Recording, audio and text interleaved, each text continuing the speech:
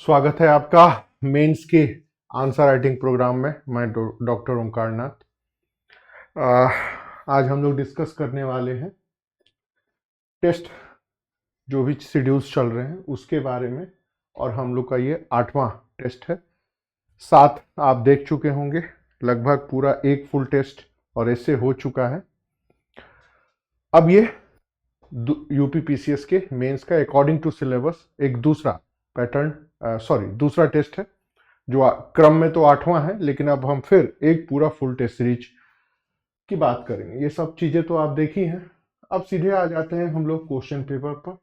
ये बना रखा है और जीएस 1 में क्वेश्चन है। थोड़ा सा मैं अगर आपको बताऊं तो ये आपको ध्यान होगा कि जीएस 1 का जो अप्रोच चल रहा है मेंस में, उसमें जो सबसे बड़ा रोल प्ले कर रहा है वो है सोसाइटी, उसके बाद से है हिस्ट्री, और तीसरे नंबर पर है आपका ज्योग्राफी। ये 3 सेक्शन है। उम्मीद है आप लोग जानते ही होंगे इसके बारे में और सारी चीजें समझे ही होंगे।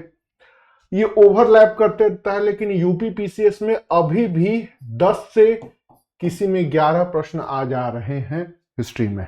तो हो सकता है ये मामला, सॉरी जरा लाइट आ रहा होगा, हाँ अब सही है, ये मामला थोड़ा ऊपर नीचे हो जाए, लेकिन फिर भी 6 से 9 क्वेश्चन सोसाइटी के रहते हैं, बाकी ये रहते हैं। तो ये ट्रेडिशनल है, तो ये चेंज हो रहा है, लेकिन आने वाले टाइम पीरियड में सोसाइटी का रोल बढ़ेगा, हिस्ट्री का रोल कम होगा। इनफैक्ट आईएएस में तो लगभग कम होते जा रहा है। ठीक है, अब हिस्ट्री में भी है एक जो वर्ल्ड हिस्ट्री जो आपके लिए सरदर्द पैदा करता है, यहां भी 2 प्रश्न लगभग रहते हैं, कहीं कभी 3 है भी हो जाते हैं। और दूसरा 1947 के बाद से सेक्शन बढ़ते जा रहा है, मतलब पोस्ट इंडिपेंडेंस से 2 सवाल कंपलसरी हैं जो पूछे जा रहे हैं। तो ये कुछ एक नया ट्रेंड है जो एग्जाम में आ रहा है। तो आने वाले टाइम पीरियड पर आपको हिस्ट्री में सबसे ज्यादा जो ध्यान देना है वो है पोस्ट इंडिपेंडेंट पर, क्योंकि वहां से सिलेबस कम है, अंडरस्टैंडिंग ठीक ठाक है, तो सवाल पूरे के पूरे आ सकते हैं, और सोसाइटी तो है ही। आइए अब बाकी की चर्चा करते हैं। तो सबसे पहले बात करते हैं इंडस वैली सिविलाइजेशंस के बारे में। तो पूछ रहा है इंडस वैली सिविलाइजेशन, तो यहां पर देखिए आपका हिंदी का भी मैटर है और यहां पर इंग्लिश का भी मैटर है, लेकिन इस बार थोड़ा सा पेपर एक्सप्लेनेशन थोड़ा अलग टाइप में करेंगे। यहाँ पे ये सारी चीजें लिखी हुई है, पेपर एक्सप्लेनेशन थोड़ा बोर्ड पर करके लिखेंगे, थोड़ा सा यहाँ पे होमवर्क करेंगे तो ज्यादा बेहतर तरीके से समझ में आएगा। तो सबसे पहले देखिए यहाँ पर बात होती है इंडस वैली सिविलाइजेशन के फीचर्स के बारे में। तो जब बात होती है फीचर्स की ना, तो यहाँ पर ये देखिए सारी चीजें यहाँ लिखी होंगी। ये रहा। अब लेकिन इसके पहले कुछ यहां पर थोड़ा सा आपको होमवर्क दिखा रहा हूं। जब बात होती है ना इंडस वैली सिविलाइजेशन की, मैं हिंदी में लिख रहा हूं, इंग्लिश में बोलूंगा। तो इंडस वैली सिविलाइजेशन अपनी कुछ विशेष चीजों के वजह से जाना जाता है। सबसे पहले इस सिविलाइजेशन का टाउन प्लानिंग कैसा है, दूसरा, और इस टाउन प्लानिंग से जुड़ी हुई जो चीजें हैं, जो मेजर फीचर्स हैं, उनके बारे में बात होती है। जैसे इसके रोड्स कैसे थे, ठीक है, जैसे इसका एयर का वेंटिलेशन कैसा था, तीसरा अंडरग्राउंड ड्रेनेज सिस्टम कैसे थे, चौथा इसके अलावा सारी चीजें रोड का स्ट्रक्चर या बनावट बताया जाता है, स्ट्रक्चर टाउन प्लानिंग की कैसी थी, और भी कई तरह की चीजें थी। ये वो कुछ कैरेक्टर्स हैं जो वर्ल्ड के अन्य सिविलाइजेशन से डिफरेंट करते हैं। किसी भी किताब में आपको मिल जाएगा। इनफैक्ट इंडस वैली में जब भी आप पढ़ते हैं कल्चर के बारे में, इंपॉर्टेंस के बारे में, तो सारी चीजें यहीं पर आके सेंट्रलाइज्ड हो जाती हैं। तो यहां पर यही बातें कही गई हैं क्या, कि इंडस वैली सिविलाइजेशन एक अर्बन रेवोल्यूशन का इंडिकेटर है, जो अपने टाउन प्लानिंग, यहां भी ये वही है, तो मैं दोनों में से कोई एक ले रहा हूं। फिर यह टाउन प्लानिंग के बारे में बताया गया है, वाटर ड्रेनेज सिस्टम के बारे में यहां बताया गया है, सोशियो इकोनॉमिक लाइफ के बराबर, मतलब यह सिविलाइजेशन एक ऐसी सिविलाइजेशन थी जो एग्रीकल्चर और अर्बन दोनों के मिक्सअप के रूप में थी। ट्रेड और इंडस्ट्रीज में इंडिकेटर भी मिले हैं, बट इस सभ्यता का रिलेशनशिप वर्ल्ड के अन्य सिविलाइजेशन से भी था। और आर्ट और यहां पर स्क्रिप्ट भी मिले हैं, बट वो अभी पढ़े नहीं जा सके। बस इतनी सारी यही 5 चीजें आपको लिखनी है। तो इंडस वैली सिविलाइजेशन एक ऐसा सिविलाइजेशन जो अपनी टाउन प्लानिंग के नाम से जाना जाता है, वाटर ड्रेनेज सिस्टम के socio economic aspect, trade, industries और भी कई तरह की चीजें। ध्यान रखिएगा, पूछ रहा है इंडस वैली का कैरेक्टर बताइए। अगर प्रश्न आता है, ध्यान दीजिएगा, इंडस वैली से कई सारी चीजें आती हैं जो आपको ध्यान रखनी होंगी पेपर में। अगर वो पूछता है कैरेक्टर तो इसका मॉडल आंसर यही होगा। फिर अगर पूछता है आर्ट एंड कल्चर तो उसका आंसर थोड़ा सा डिफरेंट हो जाएगा। फिर पूछता है कंट्रीब्यूशन तो उसका आंसर दूसरा हो जाएगा। फिर अगर पूछता है इंपॉर्टेंस तो उसका आंसर दूसरा हो जाएगा। कंटेंट यही रहेगा, आंसर को लिखने का तरीका अलग अलग हो जाता है। या फिर एक और भी पूछता है कि इस सिविलाइजेशन की कंटिन्यूटी क्या है, कैसे है, तो उसका आंसर थोड़ा सा अलग हो जाएगा। कंटेंट वही रहता है और जनरली यूपीपीसीएस में इनका रोल इतना रहता है, आईएएस में थोड़ा सा उठा लीजिए। तो ध्यान रखिएगा, आप लोग चीजों को समझ नहीं पाते हैं, पढ़ नहीं पाते। कंटेंट वही है, but according to question requirement बढ़ती जाती है। और मैं बार बार कहता हूं कि लगभग 4 से 5 पॉइंट 125 वर्ड में होनी चाहिए और 7 से 8 पॉइंट 200 वर्ड में होनी चाहिए। उससे ज्यादा अगर आप लिख रहे हैं तो फिर प्रॉब्लम क्रिएट होगा। तो आई थिंक अब आइए दूसरे प्रश्न पर आते हैं। पूछ रहा है मॉडर्न इंडिया के में या मॉडर्न इंडिया के मेकिंग ऑफ मॉडर्न इंडिया में सोशियो रिफॉर्म मूवमेंट पर क्या है। तो अब यहां पर भी आ जाइए, लेकिन उसके पहले मैं थोड़ा सा आपको बता देता हूं।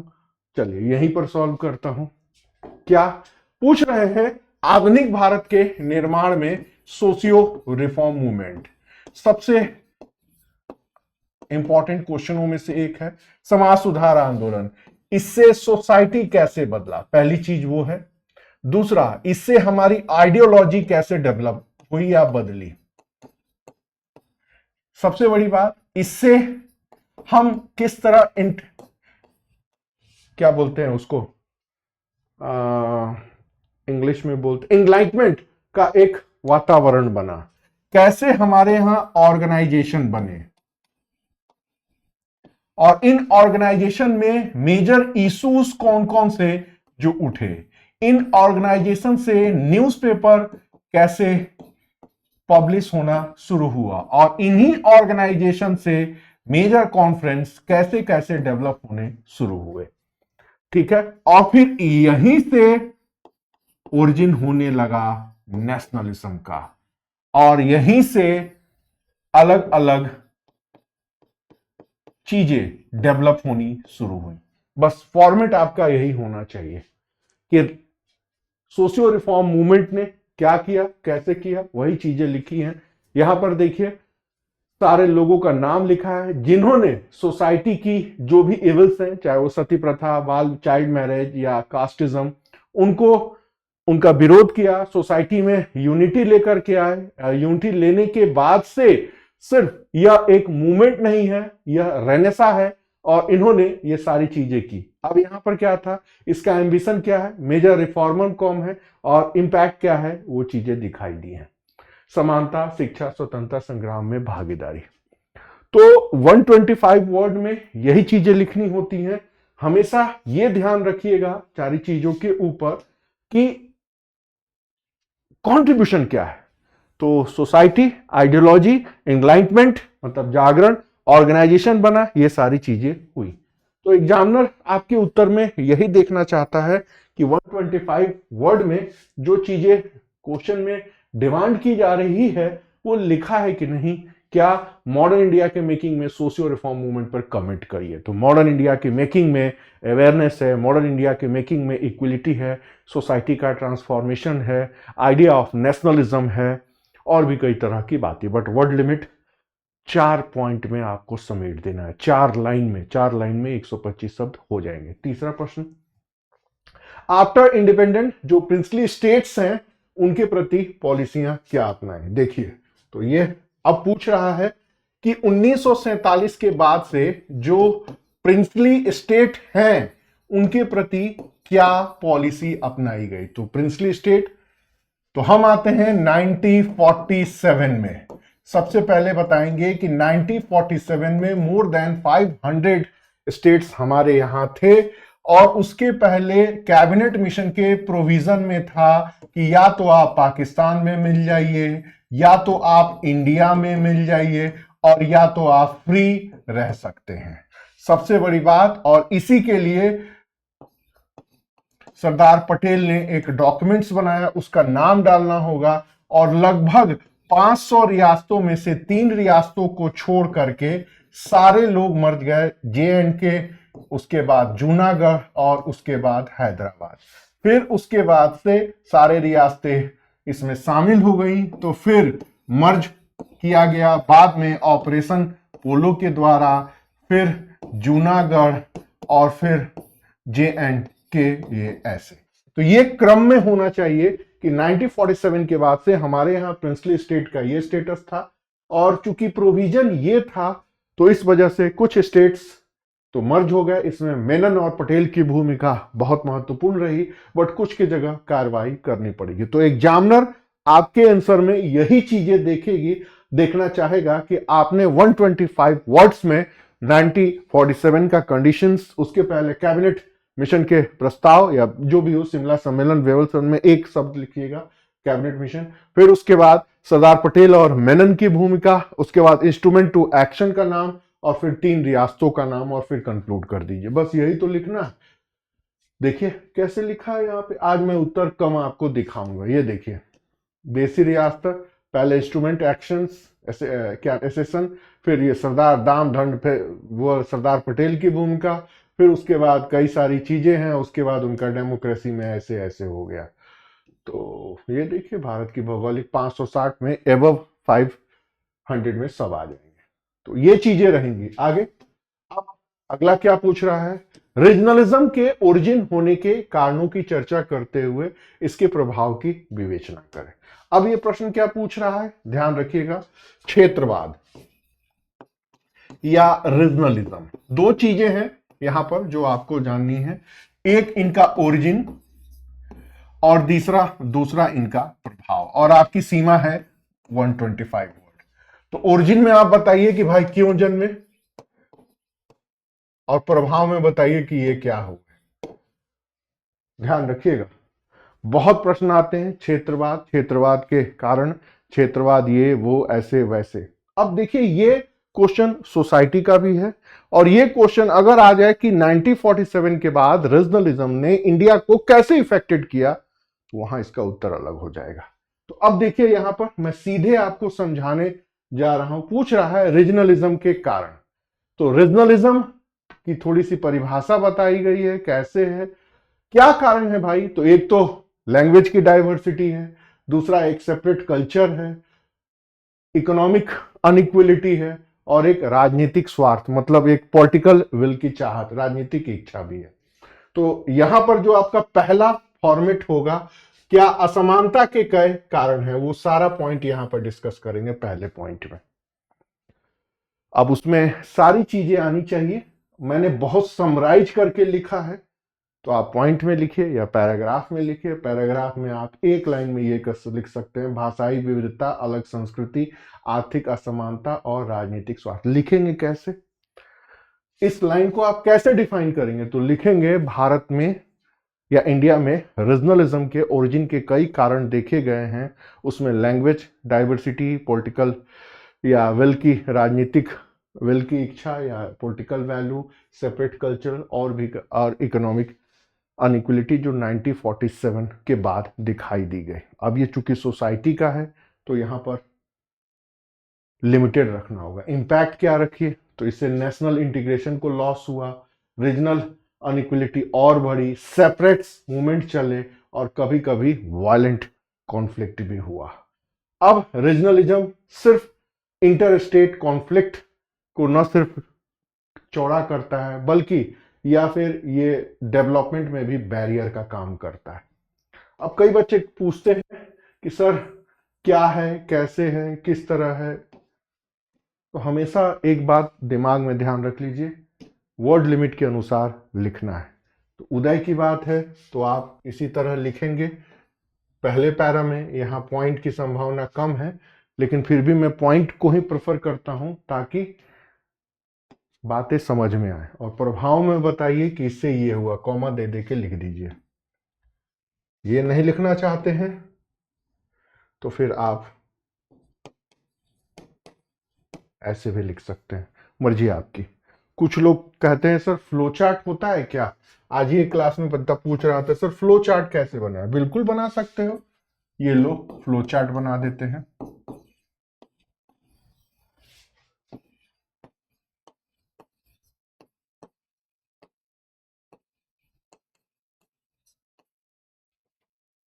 एक दो तीन,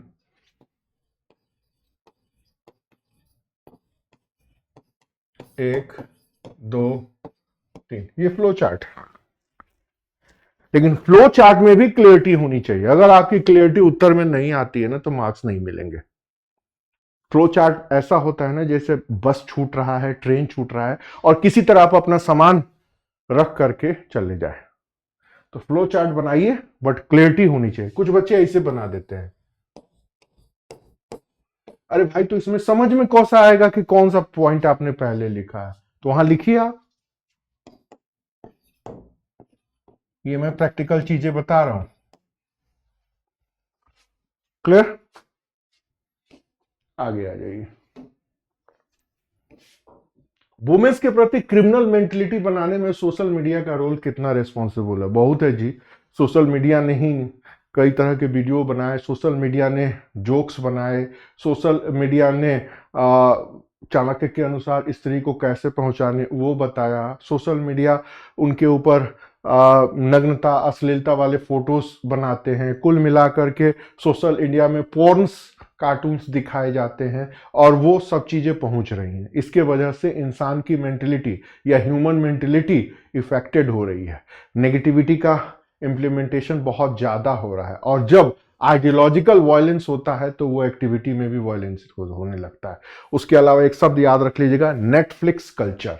नेटफ्लिक्स कल्चर इंप्लीमेंट हो रहा है। वही बातें तो यहाँ पर उत्तर में लिखी गई है। देखिए कि महिलाओं के प्रति mentality, digital violence, cyber bullying, stalking, अश्लील पोर्नोग्राफी के माध्यम से अटैक किया जा रहा है। आगे चेंज करेंगे। सोशल मीडिया का प्लेटफॉर्म कैसे हो रहा है, ऑनलाइन की सारी चीजें उभर करके सामने आ गई। इंग्लिश में भी वही लिखी है। तो मेन थिंग इज दैट कि जब आप बात करते हैं सोशल मीडिया और महिला अपराध की तो उसमें कुछ खास चीजें होती हैं जो आपको जाननी है। ये कुछ ऐसा इशू है जो निरंतर आपके पेपर में उभर करके आ रहा है कि सोशल मीडिया वायलेंट लोगों को कैसे कर। अभी आप दिल्ली में घटना सुने होंगे, कोरियन गेम ने क्या असर किया हुआ है। कोरियन गेम में टारगेट दिया जाता है और उससे बच्चे कर रहे हैं तो उसके वजह से आया। तो जब बात आती है वुमेन्स क्राइम में तो सबसे पहले बताइए कि यह किस प्रकार की मेंटलिटी को डिसइफेक्टेड कर रहा है या फिर मेंटलिटी में मेजर चेंज क्या क्या आ रहे हैं। और उसके लिए एक शब्द है क्या, हमेशा याद रखिएगा, डिजिटल वायलेंस। और एक तीसरा है कि सबके पास सहज सरल तरीके से पहुंच गई है क्या, ये। और फिर ये बदलाव कर रहा है ह्यूमन बिहेवियर में। तो जब यहां हो रहा है, दिमाग से हो रहा है, तो समाज में इसका असर हो रहा है। तो आज जो लगातार ये चीज यही नहीं है, आप यूएस और अमेरिका और कनाडा और विकसित देशों में जितना जाएंगे वहां पर वायलेंस उतना ही ज्यादा पावरफुल रूप में उभर के आता है। तो ये इस क्वेश्चन की डिमांड है। आई थिंक अब आपके समझ में आ गई होगी, और इसी चीज को यहां पर लिखना है, और यहां लिखा भी है। ठीक है, आगे आइए। पूछ रहा है इंडिया में एम्प्लॉयमेंट एंड पॉवर्टी एक दूसरे से जुड़े हुए हैं, कमेंट करिए। अरे भाई बिल्कुल जुड़े हुए हैं, ध्यान रखिएगा। पूछ रहे हैं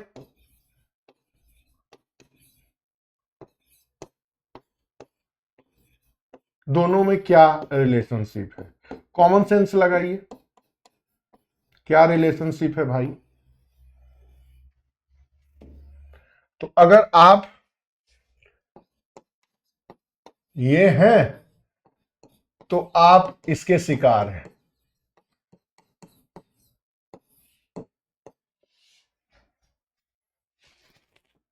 क्या पूछ रहे हैं? अनएम्प्लॉयमेंट एंड पॉवर्टी इंटरलिंक करिए। तो अगर आप पॉवर्टी से इफेक्टेड हैं तो आप अनएम्प्लॉयड हैं।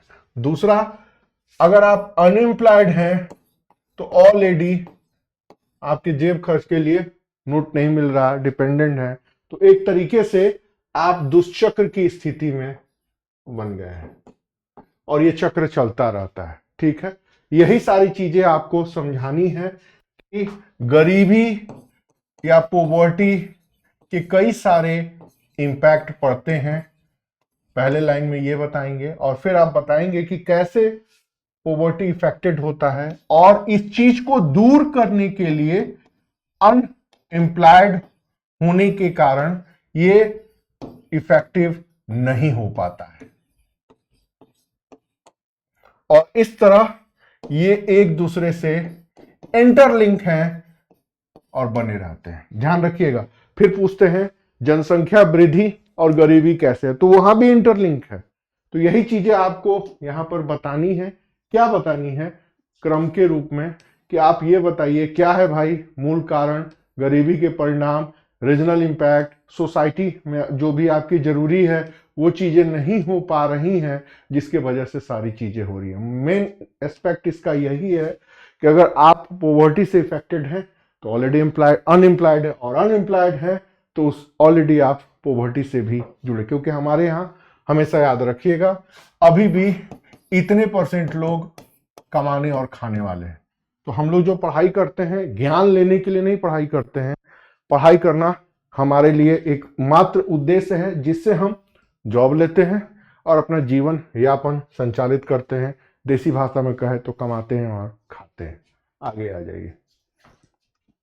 नेक्स्ट क्वेश्चन पूछ रहे हैं comment on the importance of oceanic resources in India geographical structure. पूछ रहे हैं भारत के भौगोलिक संरचना में महासागरीय संसाधनों के महत्व पर टिप्पणी करिए। क्या लिखेंगे? फिर आ जाइए। अब आगे देखिए, पूछ रहे हैं ज्योग्राफिकल रिसोर्सेस।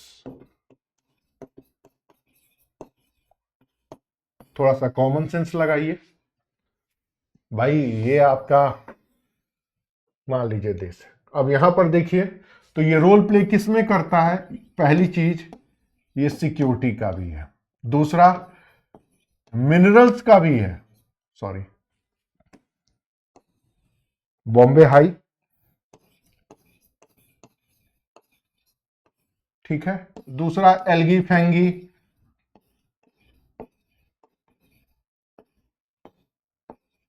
और इसके लिए एक शब्द है ब्लू इकोनॉमी, और भी है टूरिज्म। तो अभी तो हम लोग तीर्थ कमा रहे हैं, तीर्थ जा रहे हैं, पैसा होगा तो कहो ना प्यार है पिक्चर की तरह क्रूज पर भी जाएंगे। यही चीज तो लिखनी है। It's important for minerals, it's important for security, it's important for क्या नाम है tourism, it's also useful for blue economy policy. यही तो पूछ रहा है, इसी को लिख देना है पॉइंट्स में। तो याद रखिएगा ये सारी चीजें क्रमबद्ध रूप में होनी चाहिए। तो सबसे पहले जो आपको लिखना है कि महासागरीय संसाधन, प्रश्न ध्यान दीजिएगा, प्रश्न पूछ रहा है इंडिया के ज्योग्राफिकल स्ट्रक्चर में महासागरीय ओशनिक रिसोर्सेस का इंपॉर्टेंस पूछ रहा है। तो यहां पर आपको नहीं लिखना है, क्या नहीं लिखना है, कई सारे बच्चे लोग ओशियानिक स्ट्रक्चर लिखाते हैं, जिसके रिक्वायरमेंट प्रश्न नहीं कर रहा है, आपको सिर्फ देना है इंपॉर्टेंस। बताइए, तो इंपॉर्टेंस में बताइए कि यह सबसे पहले तो मिनरल्स के लिए है, दूसरा जो सबसे बड़ा है स्ट्रैटेजिक सिक्योरिटी के लिए रोल प्ले करता है, तीसरा जो रोल आपने बताया कि बायोडायवर्सिटी प्रोटेक्शन के लिए, वो भी डाल दीजिए, चौथा इसमें सब आ जाएगा ब्लू इकोनॉमी के प्रोटेक्शन के लिए, पांचवा एक और, बट आई थिंक 4 लाइन में ही आपका 125 शब्द आ जाएगा, ये ध्यान रखिएगा। इसी को क्रम में no need to intro and conclusion, वही चीजें यहां पर लिखी गई हैं आंसर में, वो इंग्लिश में भी है हिंदी में भी है। आर्थिक महत्व इतना है, ऐसे है, आर्थिक महत्व ऐसे, खनिज ऊर्जा, रणनीतिक, इकोसिस्टम, वही तो मैंने 4 पॉइंट यहां लिखा है। जैसे महासागरीय भारतीय मानसून को नियंत्रित करते हैं और जलवायु को स्थिर रखने में सहायक है, मतलब oceanic resource controlled monsoon and major play role in the climate को फिक्स करने में। ये ब्लू इकोनॉमी और आत्मनिर्भर भारत के लिए जो भी है फलाना ठिकाना। दूसरा स्ट्रैटेजिक लोकेशंस क्या है, तीसरा यहां पर देखिए बहुमूल्य खनिज, जिसको जो भी हो जैसे भी हो वो आगे। नेक्स्ट आ जाइए, क्या पूछ रहे हैं, एग्रीकल्चर कृषि उत्पादन में भारत की मृदा संरचना कैसी भूमिका निभाती है, चर्चा करें। Analyse the role played of India's soil structure in the agriculture production. इसमें मैं कुछ क्या बोलूं, कैसे बोलूं, मिट्टी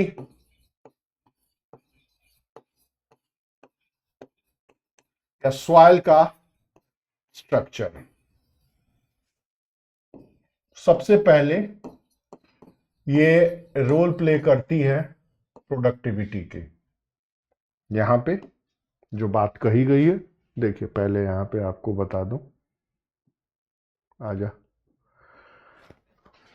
यहां पर बताया गया है भाई, ये सॉइल है जड़ोड़, काली, लाल मृदा, लेटराइट, और मृदा की बनावट क्या करती है काम, ये देखिए जो सॉइल का स्ट्रक्चर है उसमें कैसे एयर का, कैसे वाटर ऑब्जर्वेशन, कैसे प्रोडक्टिविटी, और कैसे जो सॉइल का स्टार्ट डिग्रेशन जो होता है वो प्रभावी रहती है, या अन्य और चीज, ये इतना ही लाइन आप एक्सप्लेन कर देंगे तो इंपॉर्टेंट है। कैसे जो स्ट्रक्चर है उसमें ये होता है, ऐसे होता है, वैसे होता है, वही सारी बातें हैं, जड़ों में प्रवेश होता है, वाटर का, वो सारी चीजें होती हैं। एक 2-3 लाइन और भी उसमें आप बता सकते हैं, क्या कि ब्लैक सॉइल का कैपेसिटी क्या है, दूसरा रेड और येलो सॉइल का क्या है, लेटराइट सॉइल का क्या है, और जलोढ़ का या एल्यूवियल सॉइल का क्या है। पैराग्राफ चेंज करके ज्योग्राफी का सवाल है,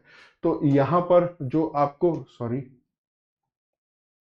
यहां पर जो आपको बताना है प्रोडक्टिविटी के ऊपर जो मिट्टियों के प्रकार हैं वो बताया है, और दूसरा इनका कैरेक्टर क्या रहा है वो बता देना है।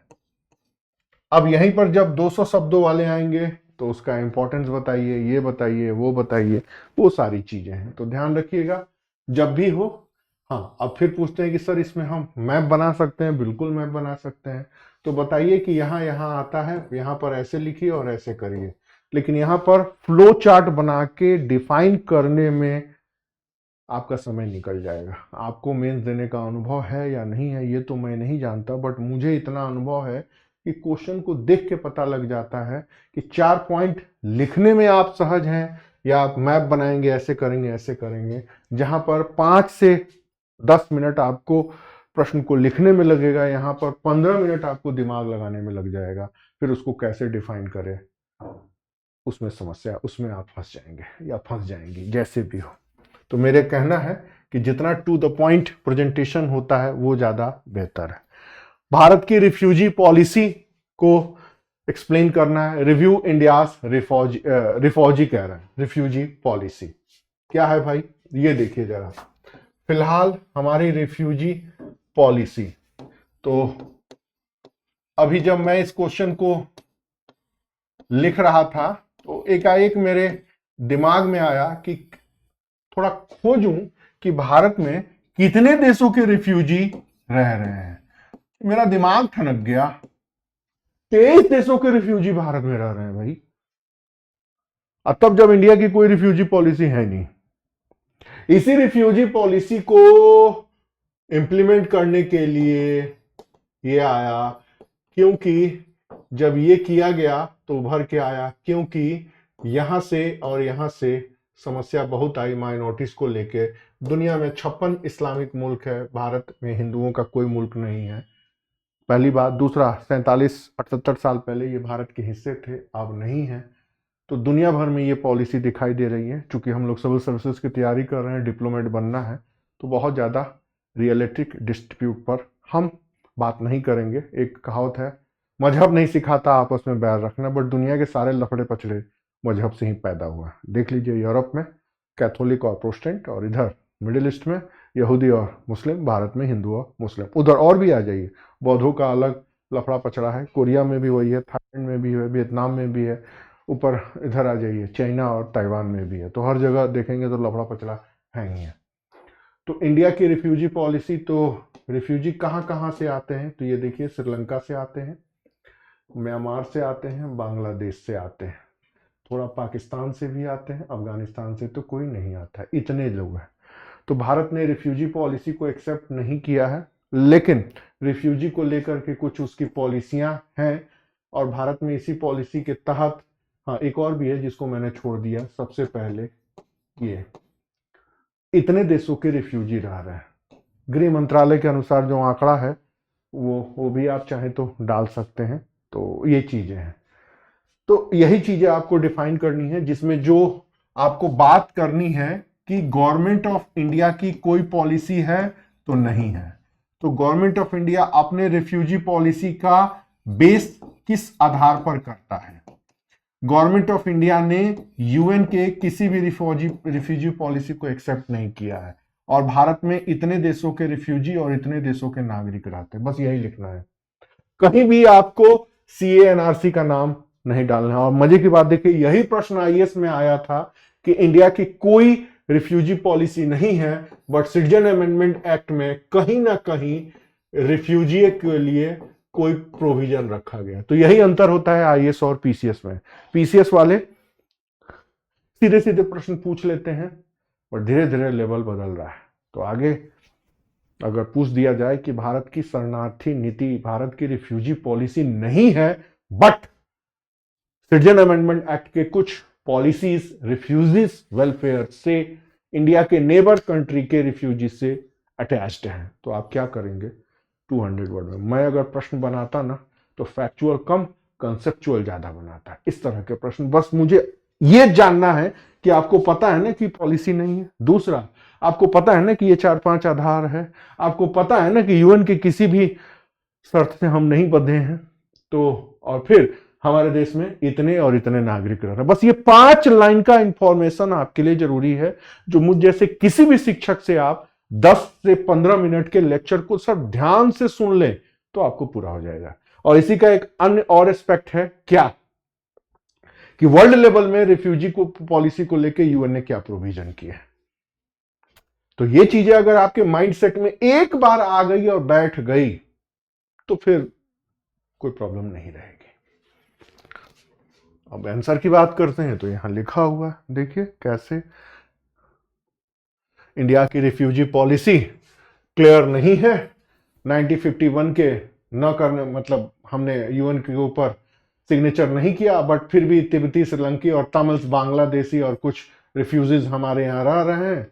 अब ये चीजें हैं, उनके साथ ये वो ऐसे वैसे। यहाँ पर मैंने जानबूझ के आंकड़े नहीं दिए हैं कि 23 देशों के इतने नागरिक हमारे यहाँ रहते हैं। थोड़ा मैंने बचा लिया है कि जब आप कॉपी पे लिखेंगे तो कुछ तो हम कमेंट करेंगे, 4-5 लाइन। आप चाहे जो कर ले। क्या पूछ रहे हैं? इंडियन ओशियंस किस तरह हमारे लिए इंपॉर्टेंट है? शानदार क्वेश्चन है। कहते हैं कि ये सारे प्रश्न वही है ना जो आपके अगल बगल हो रहे हैं। जब मैं क्वेश्चन बना रहा था ना, अब आप पूछेंगे कैसे क्वेश्चन बना रहे हो, तो मेरे पास यहाँ पर ये देखिए बने हुए हैं, यहीं टेबल पे रखा हुआ है। तो ये दिख रहा है, नहीं दिख रहा ना, आइए कैमरे पर लेके आ रहा हूं, दिख रहा। ये सारे पेपर खुद बनाए हैं, एक साल के करंट अफेयर्स को सामने को रख करके सारी चीजें बनाई हैं। दिख रहा है, यूपीपीसीएस जीएस क्वेश्चन, हाँ दिख रहा होगा। आइए पूछ क्या रहे हैं कि भाई हिंद महासागर कैसे इंपॉर्टेंट है। तो यहां पर ये देखिए, सबसे पहले तो यह इंपॉर्टेंट है सिक्योरिटी की दृष्टि से, उसके पहले यह इंपॉर्टेंट है इससे, उसके साथ साथ यह इंपॉर्टेंट है इसके लिए, फिर उसके अलावा इंपॉर्टेंट है ब्लू इकोनॉमी के लिए। सबसे पहले ट्रांसपोर्टेशन एंड ट्रेड, दूसरा है सिक्योरिटी पर्पस, तीसरा है आपका ब्लू इकोनॉमी। उसके बाद मौका मिला तो क्रूज पर हम लोग घूमने भी चलेंगे। फिलहाल तो तीर्थ घूम ले, अयोध्या, काशी, मथुरा, या भारत में 2000 घूमने की जगह हैं, आप घूम सकते हैं। इसी को तो पॉइंट में लिख देना है। अब ये बताना होगा कि भाई ट्रेड कितना होता है, ये कैसे होता है, कनेक्टिविटी कैसे होती है। जैसे ये कनेक्टिविटी है तो यहाँ ऑस्ट्रेलिया है, यहाँ साउथ ईस्ट एशिया है, यहाँ ईस्ट एशिया है, यहाँ पर आपका मिडिल ईस्ट है, ये रहा यूरोप है, ये रहा अफ्रीका है, ये रहा अमेरिका, कनाडा, ये रहा अमेरिका, ये रहा लैटिन अमेरिका। तो आपके आंसर में transportation, trade, security, blue economy, tourism, 4 तो मिनिमम होनी चाहिए। जब इससे मौका मिल जाए तो आप अन्य और चीजें करिए। देखिए वही चीजें लिखी है, क्या है ये देखिए, 95% से ट्रेड, मिनरल्स, रिसोर्स, वो सारी चीजें यहाँ इंग्लिश में भी है और हिंदी में भी है सारी चीजें। तो इस बार थोड़ा उत्तर देख के एक्सप्लेन नहीं कर रहे हैं। कई बार बच्चे बोले सर थोड़ा सा कुछ लिख के, जो आप अक्सर मैप बना के दिमाग में डालते हैं उस पर करिए। हमने कहा चलो हर टेस्ट सीरीज आपको अलग अलग वे में हम डिफाइन करेंगे, जिससे आपके दिमाग में सारी चीजें आ जाए। अब ये आपके माइंडसेट में होना चाहिए। चलिए फिर बना देते हैं, ध्यान रखिएगा कि भाई क्या है, तो हमेशा यहां पर ये बनाई रखिए। सबसे पहले आपको बनाना है ट्रांसपोर्टेशन का इंपॉर्टेंस दिखाना है, फिर ट्रेड्स का दिखाना है, फिर मिनरल्स के बारे में दिखाना है, फिर एक सावधानी चाहिए ब्लू इकोनॉमी के बारे में दिखाना है। अब इससे जब मौका, हाँ एक और है सिक्योरिटी। अब ये जब 4 से 5 पॉइंट जब आप लिख लें तब कुछ और लिख सकते हैं, बट क्वेश्चन 125 वर्ड में है। हमारे यहां बच्चे जो भी टेस्ट लिखते हैं, मैं पहले दिन से उनके कान में बात डाल देता हूं कि इतने देर में लिख लो। क्या लिख रहे हो उससे ज्यादा महत्वपूर्ण है कि 20 के 20 क्वेश्चन 3 घंटे में तुम्हें एकदम लिख देना है। और इससे ज्यादा अगर लिखोगे तो 20 प्रश्न या 20 जो क्वेश्चंस आते हैं 125 वर्ड और 200 में नहीं लिख पाओगे मेरे लाल। तो ये चीजें हैं, बस यही चीजें कर देनी है। आगे देखिए, अब थोड़ा बड़ा आ रहा है, क्या आ रहा है, गांधार शैली की निर्मित मूर्तियों की विशेषता। Describe the features of sculpture created in Gandhara style. आइए थोड़ा गांधार शैली को भी पढ़ लेते हैं। लेकिन जब बात होती है ना गांधार आर्ट की, 2 ही आर्ट है, मथुरा एंड गांधार आर्ट। तो आप सबसे पहले बताएंगे कि किस चीज की बारे में ये बात हो रही है, ठीक है। और सबसे बड़ी बात, इसका सेंट्रल क्या रहा। प्रश्न एक बार फिर से पढ़िए, यहां कैरेक्टर पूछ रहा है तो प्रश्न सेंट्रल की जरूरत नहीं है, लेकिन फिर भी आप एक लाइन डाल सकते हैं और फिर आप बताएंगे कि कैरेक्टर क्या रहा। तो इनकी विषय वस्तु या सब्जेक्ट क्या रहा। दूसरा, किस स्टाइल की किसकी किसकी मूर्तियां बनी। तीसरा, मूर्ति बनाने की स्टाइल क्या रही, किस चीज से मूर्ति बनी है, पत्थर से बनी है, लकड़ी से बनी है, संगमरमर से बनी है, वगैरह वगैरह। इस पे कौन सा इंपैक्ट दिखाई पड़ता है और भारत में इसका केंद्र कहां रहा। समय मिले तो यहां पर बताइए कि किसके प्रोटेक्शन में, गाइडलाइन में यह आर्ट डेवलप हुआ और किस टाइम ड्यूरेशन तक होते रहा, समय और हो।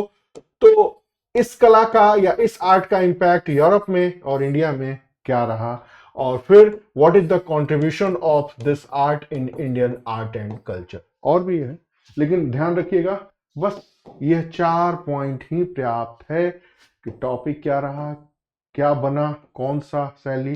तो बुद्ध की मूर्तियां बनी, बुद्ध की मूर्ति कुछ आपको नाम में लिखने पड़ेंगे कि एक देवता है उनके स्टाइल में, एक देवी हैं उनके स्टाइल में, बुद्ध के बाल घूम रहे हैं, बुद्ध का बॉडी बिल्डर बना है, बुद्ध जूते पहने हैं, बुद्ध ऐसे त्रिशूल लेके खड़े हैं, जिसमें एक शब्द में बोला जाए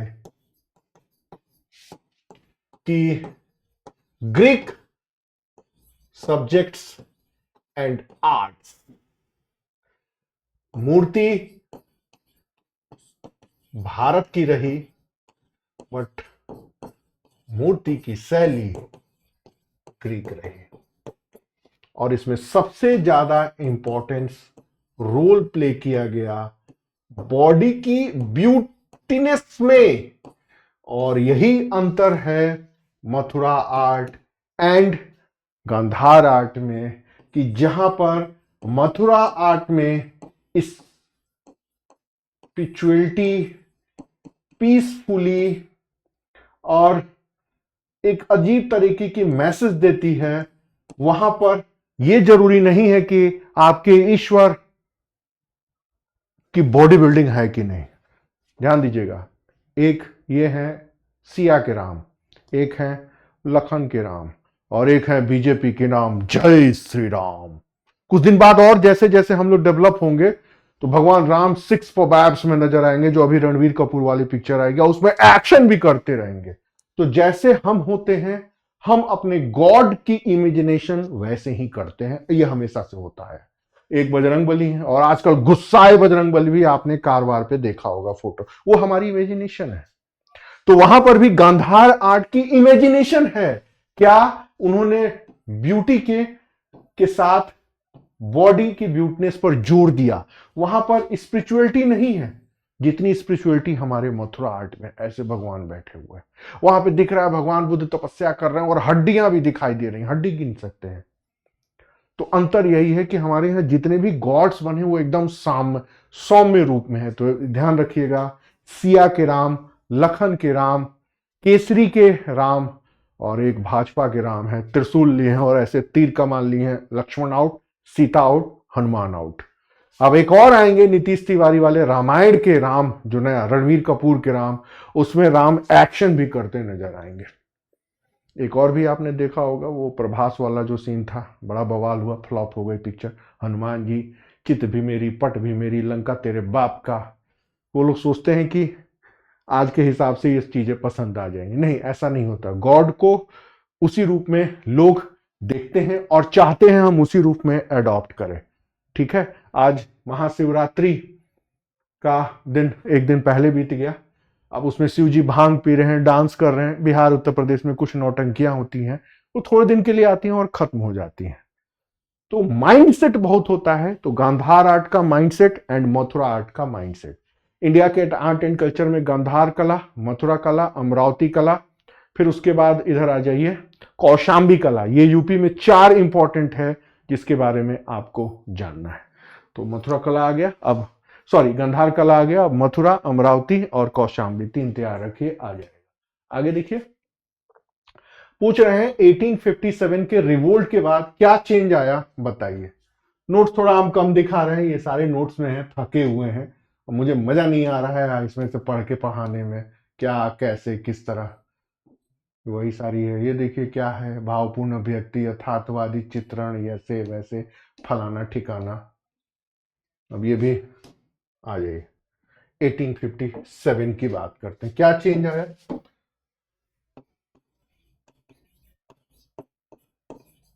क्वेश्चन की रिक्वायरमेंट है कि 1857 के बाद क्या चेंज आया। एक बार फिर से प्रश्न पढ़ लेते हैं। पूछ रहे हैं 1857 के रिवोल्ट के बाद जो भी चेंजेज आए उसके बारे में कमेंट करिए। सीधा सा थका हुआ प्रश्न है, तो सबसे पहले आप बताएंगे कि एडमिनिस्ट्रेशन में क्या चेंज आया। तो इसमें बोर्ड ऑफ कंट्रोल खत्म हुआ, सेक्रेटरी ऑफ स्टेट्स का एक नया पद बना, या फिर एक लाइन पहला ईस्ट इंडिया कंपनी का शासन खत्म हो गया, भारत के ऊपर सीधे ब्रिटिश शासन का स्थापना हुई, बोर्ड ऑफ कंट्रोल के खत्म करके सेक्रेटरी ऑफ स्टेट नामक एक नया पद बना। दूसरा, सोसाइटी को लेकर के क्या चेंज किया गया, तो सोशियो रिफॉर्म मूवमेंट से दूरी कर ली गई, किसी भी रिफॉर्म से भी कह दिया गया कि भाई अब हम आप नहीं करेंगे। उसके अलावा जितना अन्य और जो प्रयास था उसको रोक दिया गया। तीसरा,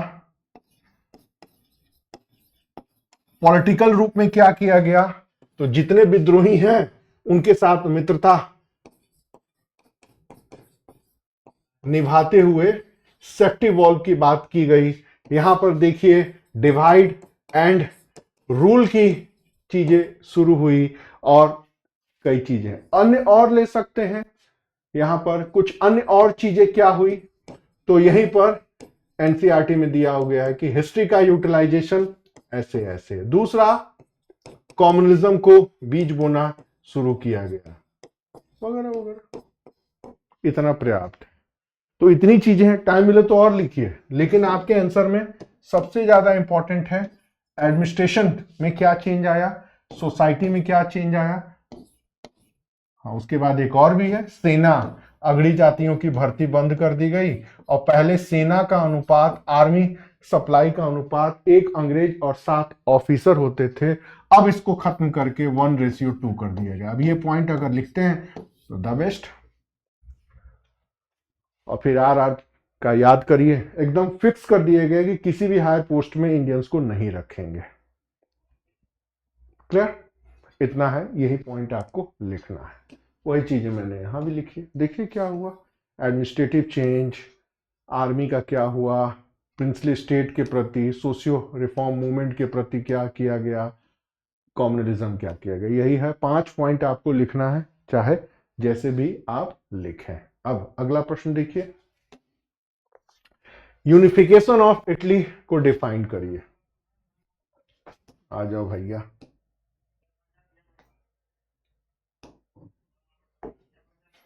जब आप यूनिफिकेशन ऑफ इटली, कई बच्चे कहते हैं कि सर विश्व इतिहास बहुत सरदर्द देता है, तो देगा ही देगा। आइए हम आपको बता दें कि वर्ल्ड हिस्ट्री में क्या पढ़ना होता है। जब बात होती है ना वर्ल्ड हिस्ट्री की, तो कुछ खास चीजें हैं जिसके ऊपर आप अपना माइंडसेट डेवलप कर लीजिए। क्या? सबसे पहले ये वाला लेसन पूरा कर लीजिए, रेनेसा, रिलीजियस मूवमेंट, फिर उसके बाद यूनिफिकेशन तैयार करिए। ठीक है, सॉरी।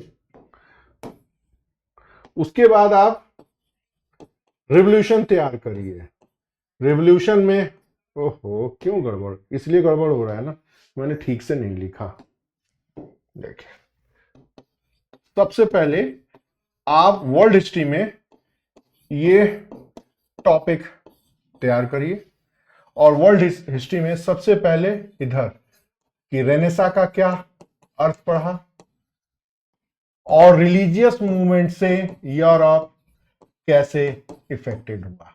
फिर उसके बाद से दूसरा पॉइंट तैयार करिए, रेवोल्यूशन। तो इसमें अमेरिकन रिवोल्यूशन है, फ्रेंच रिवोल्यूशन है,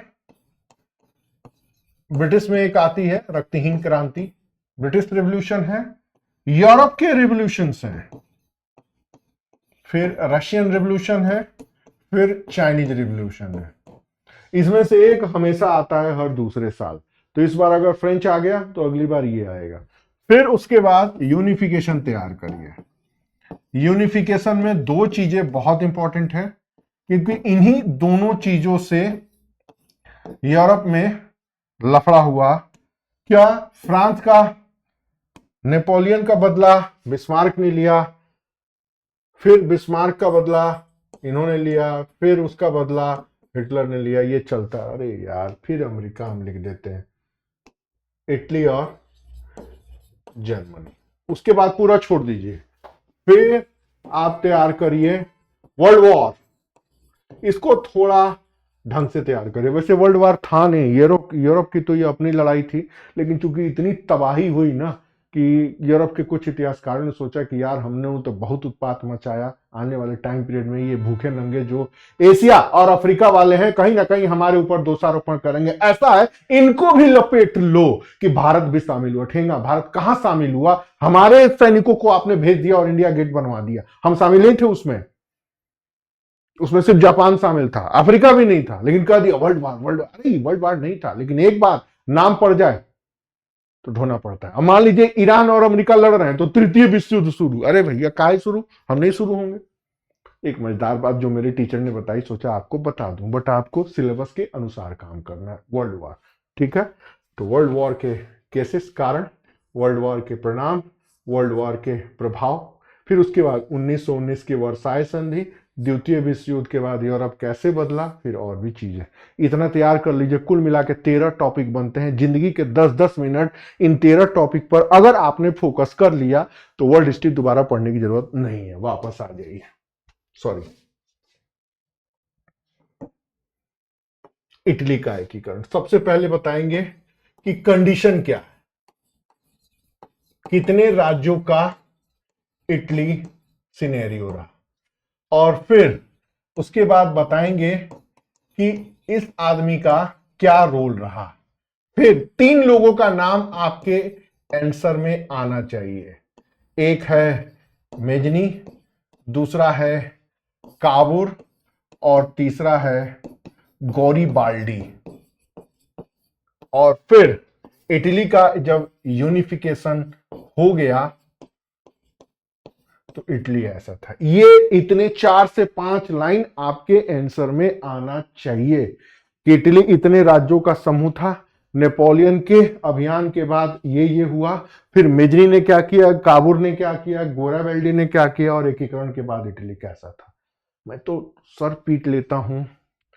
स्पेक्ट्रम की किताबों में 13 पेज का मैटर है, जो बड़े बड़े हिस्ट्री के तथाकथित मेरे पड़ोस में रहने वाले एक दो कोई बाबा हैं, कोई गांजा पी के दमदार हिस्ट्री पढ़ा देते हैं। नो डाउट 30-30 साल से एक जने तो मेरे जन्म के पहले से पढ़ा रहे हैं, बहुत अच्छा जानते हैं, बट एग्जाम में आता है 125 शब्द और 200 शब्द।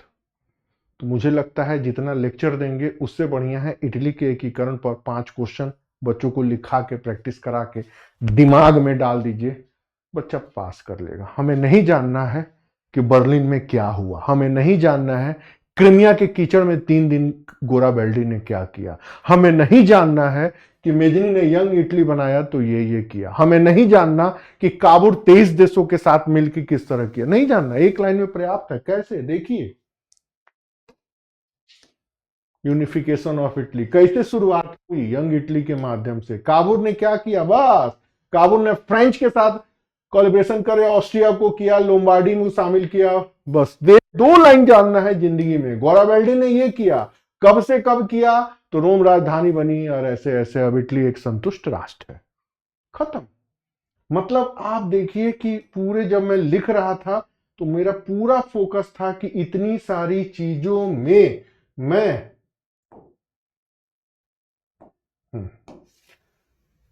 एकीकरण लिख लूं। ये देखिए,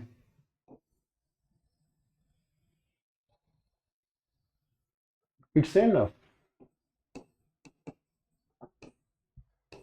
इसकी भी जरूरत नहीं है कि 7 बिखरे हुए राज्य थे, वो तो समझाने के लिए कई बार लिखना होता है। It's enough. इससे ज्यादा अगर आप लिख रहे हैं तो आपका एग्जाम नहीं निकलेगा। फिर आप मेरी तरह विद्वान बन जाएंगे और कोई नया पुस्तक लिखेंगे ऐसे विश्व इतिहास के कुछ भूले बिसरे अध्याय, उसका कोई मतलब नहीं है। एक एनसीईआरटी अर्जुन देव की पर्याप्त है और दीनानाथ वर्मा के ये सारे चैप्टर, उसके अलावा किसी किताब को पढ़ने की जरूरत नहीं है। सब चीज उसमें दिया हुआ है, पढ़िए। और इटली का क्या हुआ, कैसे हुआ, और इसके ऊपर सोचिए। क्या सोचना है मैं आपको बताता हूं। ये देखिए कैसे प्रश्न क्या आएगा आपको बता देते हैं। इटली का यूनिफिकेशन क्रीमिया वॉर के कीचड़ से हुआ। आगे आने वाले टाइम पीरियड में इटली के यूनिफिकेशन में सबसे बड़ा रोल प्ले करता है नेपोलियन के वो चीजें हैं। इटली के यूनिफिकेशन ने, ये लिखते हैं, विवादों को जन्म दिया। ये यूरोप का था, इसी तरह है, विवादों को जन्म दिया। इटली यूनिफिकेशन के बाद बहुत जल्द फासिज्म का शिकार बना। ऐसे प्रश्न आते हैं, ये दोबारा नहीं आएगा। तो आप ऐसे तैयारी करिए, एक बार इटली पढ़िए और इसके सब बड़े, क्रीमिया का वॉर क्या होता है, नेपोलियन क्या रहा, कैसे रहा, और अलग अलग, वही दीनानाथ वर्मा की 3 पेज का मैटर है और अलग अलग क्वेश्चन आएंगे। यकीन नहीं आता तो हिस्ट्री ऑप्शनल के क्वेश्चन को उठा के देख लीजिए कि यूनिफिकेशन ऑफ इटली से कैसे प्रश्न आए हैं, कॉम्प्लिकेटेड, उसको एकदम इजी वे में डाल दीजिए, वही आपके जीएस में आ जाएगा 2 साल बाद। तो जर्मनी का एकीकरण, बिस्मार्क एक अद्भुत बाजीगर था। अरे भाई बाजीगर था, वो सबको उलझाए रहता था। मतलब बिस्मार्क इंटरनेशनल पॉलिटिक्स में कई देशों के साथ जिसने ट्रीटी किया, ये किया, वो किया, बिस्मार्क का बदला इसने लिया या इसका बदला इसने लिया। तो भाई ठीक है, वर्ल्ड वॉर झगड़ा चलते जा रहा है। तो जब भी आप चीजों को लिखें तो आपके आंसर में बस इतनी चीजें आनी चाहिए। एग्जामिनर पढ़ेगा, देखेगा कि भाई कंडीशंस लिखा है, इतने राजा, नेपोलियन लिखा है, मेजनी, काबुल, गोरावेल्डी, और ये बस हो गया, 65% नंबर आ जाए। प्रॉब्लम क्या होती है ना कि बच्चे इतने लिखने पर ही वर्ड लिमिट उनका खत्म हो जाता है। नेक्स्ट, इंडिया की नॉलेज ट्रेडिशन वर्ल्ड को कैसे इफेक्टेड कर सकती है, ये प्रश्न में डाला तो हमारे बॉस ने कहा कि यार ये क्वेश्चन बहुत टफ है, काहे डाल रहे हो, लफड़ा पैदा करेगा, कोई कला संस्कृति, पल्लव कला, पाल कला डाल दो। मैंने कहा नहीं सर, डालने दीजिए। क्या है भारत की ज्ञान परंपरा? आज जो मोदी जी विश्व गुरु कहते हैं, या हमारे भारत की तरफ से कहा जाता है, हमने दुनिया को क्या दिया, और इस पर गर्व करने लायक है। जब पूरा भारत का सोच, या भारत की सोच, समय देख लो, ज्यादा तो नहीं हो रहा, अरे जल्दी जल्दी थोड़ा करना पड़ेगा, यही है ना। सोच आपको बतानी है, कैसे बतानी है आइए थोड़ा सा हम बता देते हैं, यहीं पर डिफाइन कर देते हैं। हमारी देन है हेल्थ और वेलफेयर, हमारी देन है इन्वायरमेंट प्रोटेक्शन वाली लाइफ, हमारी देन है फिलॉसफी जो सर्वे सुखंतु, हमारी देन है वैसुधैव कुटुंबकम, हमारी देन है साइंटिफिक एंड प्रैक्टिकल अप्रोच। बस ये 5 पॉइंट ध्यान रखिएगा। साइंटिफिक, प्रैक्टिकल अप्रोच, वर्ल्ड एक फैमिली है, और फिर हम ह्यूमन रिलेशनशिप के अच्छे मूल्यों पर ध्यान देते हैं। इन्वायरमेंट प्रोटेक्शन, भारत में कहीं भी कोई भी पेड़ हरियाली से नहीं काटता है, हरियाली वाले पेड़ नहीं काटता, इनफैक्ट पशुओं को भी नहीं मारता। ओशो ने एक बहुत बात कही थी, हमारे और आपके अंदर यही है कि हमारे 10,000 लिटरेचर में कहीं भी नहीं है कि ये पशु है, मार के खा लो। बट दुनिया के जो वैल्यूज हैं ना, वो ज्योग्राफी के अनुसार निर्मित होते हैं। यूरोप में 6 महीने ठंड पड़ती है, शराब नहीं पिएंगे तो मर जाएंगे। ना वहाँ लहलहाते हुए खेत हैं, ना वहाँ लहलहाती हुई फसलें हैं, ना वहाँ खुशियाँ मनाने के लिए। उसी तरह अरब का रेगिस्तान, क्या करेंगे? चोरी नहीं करेंगे, डकैती नहीं करेंगे, अपहरण नहीं करेंगे, मांस नहीं खाएंगे, जलने के बाद दफनाएंगे नहीं तो जलाएंगे कहाँ से? लकड़ी तो है नहीं, फसल तो है नहीं कि बोएंगे, तो लूट मार करते थे। वही अरब का कल्चर बन गया, और वहीं से जो भी रिलीजन निकला वो उनकी विशेषता बन गई कि भाई ये ऐसे ऐसे है। एथिक्स ज्योग्राफी के अनुसार निर्मित होते हैं। अब आप टुंड्रा इलाकों में रह जाएंगे तो वहाँ के आपके एथिक्स अलग होंगे। इंडिया का ज्योग्राफी ऐसा था, इंडिया का एटमॉस्फेयर ऐसा था। तो इंडिया में इस तरह के वैल्यूज बने। क्या वैल्यूज बने? कि हम हेल्थ, योग, फिर इन्वायरमेंट प्रोटेक्शन। अब जहां पेड़ ही नहीं है वहां पर इन्वायरमेंट प्रोटेक्शन क्या होगा? किसी ने कहा जन्नत क्या है, तो कहा जन्नत वो है जहां रसीले फल होंगे, तो आम। दूसरा, जन्नत क्या है? बाइबल की कहानी है, वहां पे बाइबल के पहले की है, जहां नदियां बहती होंगी, तो रेगिस्तान के लिए सबसे बड़ा पानी। दूसरा जन्नत क्या है? ठंडी हवाएं होंगी। तो अब भाई अरब के लू, या फिर मिडिल ईस्ट के जो गर्म हवाएं होती थी उसमें ठंडी हवाएं। अभी वे आप हिमालय वाले इलाके में, हरिद्वार वगैरह में जाइए तो एक अद्भुत आपको फीलिंग आती होगी कि हम रियली गॉड के प्लेस पे आ गए। तो ये जो ज्योग्राफिकल स्ट्रक्चर है ना, वही वैल्यूज बनाती है। तो वही आपको बताना है कि इंडिया की जो नॉलेज ट्रेडिशन है उसमें आप healthy life, welfare, environment protections या इन्वायरमेंट फ्रेंडली लाइफ, फिर उसके बाद फिलॉसफी, फिर वर्ल्ड ए फैमिली, और फिर साइंटिफिक एंड प्रैक्टिकल अप्रोच। ये हम देख सकते हैं, कहने की बातें हैं, रियलिटी ठीक उल्टी है। हम अपनी नदियों को नहीं साफ कर पाए हैं और कितना कचरा फैला रहे हैं बताने की जरूरत नहीं है। हम यूरोप को सिखा रहे हैं जिसने अपनी प्रदूषित नदियों को साफ करके दुनिया को मैसेज दिया, चाहे वो टेम्स हो चाहे वो अन्य हो। खैर, एग्जाम में पूछा है तो हमें डिस्कस करना पड़ेगा। आइए फिर पूछ रहे हैं, वुमेन्स एम्पावरमेंट से जुड़े हुए आइडियोलॉजिकल एस्पेक्ट को क्रिटिकली एनालाइज करिए। ध्यान रखिएगा, पूछ रहे हैं आइडियोलॉजिकल एस्पेक्ट वुमेन्स एम्पावरमेंट की। टाइम नहीं है थोड़ा सा, तो सीधे आ जाते हैं मुद्दे पे। क्या है भाई, तो हमारे यहाँ का जो वुमेन्स एम्पावरमेंट का आइडियोलॉजिकल एस्पेक्ट है, यहाँ भी है ये, सॉरी यहाँ भी है, यहाँ भी है। क्या है भाई, तो सबसे पहले आप बताइए कि ये सोशल एम्पावरमेंट के ऊपर प्रेशर डालता है। क्या है, तो हमारे यहाँ जितने भी ड्यूल बिहेवियर के इंडिकेटर हैं, लैंगिक पर्दा प्रथा, ये वो, उनको दूर करने या उनको शॉर्ट आउट करना है। दूसरा, फिर ये कहता है इकोनॉमिक एम्पावरमेंट करना चाहिए, तो इसी के तहत रिजर्वेशन दिया गया, इसी के तहत कई सारी योजनाएं चल रही हैं। हालांकि सरकारी नौकरियों में महिलाओं का आरक्षण राजनीति में भी आ जाएगा और इसमें भी आ जाएगा, स्किल डेवलपमेंट, इनोवेशन, कई तरह के। फिर आता है पॉलिटिकल एम्पावरमेंट, तो पॉलिसी मेकिंग में इनको शामिल करिए, तो पंचायत में दिया गया। फिर कौन वंदना अधिनियम इंप्लीमेंट हो रहा है, वो है। फिर आइडियोलॉजिकल अप्रोच, विवेकानंद ने भी कहा था कि भाई डेवलपमेंट के लिए पैट्रियोटिज्म में चेंज जरूरी है। और फिर उसके बाद बता दीजिए कि साइकोलॉजिकल और लीगल अप्रोच क्या होना चाहिए। तो डोमेस्टिक वायलेंस है ही, बट यूरोप में एक कानून इंप्लीमेंट हुआ वुमेन्स एम्पावरमेंट के नाम पर, मैं थोड़ा बताना चाहूंगा। उनके अनुसार अगर कोई पुरुष महिला को 14 सेकंड ऐसे देख लेता है तो वो क्राइम है। 14 सेकंड। तो यूरोप का असर ये पड़ा कि वहां पुरुषों ने महिलाओं की तरफ देखना ही छोड़ दिया और पुरुष एक नंबर के दब्बू, कमजोर, बेबस और लाचार हो गए। परिणाम क्या हुआ कि हस्बैंड वाइफ हैं, कुछ बात हुई, वाइफ ने 100 नंबर पर कॉल कर दिया, हस्बैंड 2 दिन जेल में रह के आया, तो विवाह टूटने लगे। तो उन लोगों को सोच में आया कि आखिर मैरिज कोलैप्स क्यों हो रहा है। तो उन्होंने कहा कि भाई देखो, सबसे ज्यादा स्ट्रांग मैरिज कहाँ है, तो इंडिया में है। तो इंडिया में क्यों है, तो कहा कि भाई दो लोगों के बीच के रिलेशनशिप को सिर्फ आप प्रेम और समर्पण से, लव, यहाँ पर अब लव और एक दूसरे के प्रति समर्पण भाव जो भी उसका हो, उससे ही कंट्रोल कर सकते हैं, लीगली नहीं कर सकते हैं। फीलिंग आनी चाहिए। माँ और बेटे का या फादर और सन का रिलेशनशिप इकोनॉमिक और डिपेंडेंसी नहीं होती, बहुत सारी चीजें होती है, क्योंकि भारत धृतराष्ट्र का देश है, भारत दशरथ का भी देश है। तो दशरथ और धृतराष्ट्र 2 कैरेक्टर हैं।